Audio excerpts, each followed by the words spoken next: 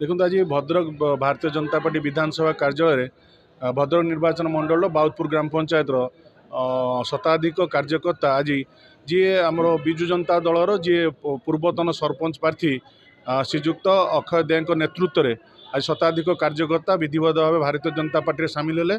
खाली अक्षय दे नुहति अनेक नेतृमंडल नायब सरपंच कार्यकर्ता भारतीय जनता पार्टी सामिल है। दीर्घ 35 वर्ष 30 वर्ष धरी जनता दल और विजु जनता दल में कार्यकर्ता आज दल परित्याग कर भारतीय जनता पार्टी सामिल है। जदि जड़े 35 वर्षर कार्यकर्ता दल त्याग कर जापे ओडिशा कि प्रकार शासन व्यवस्था चली।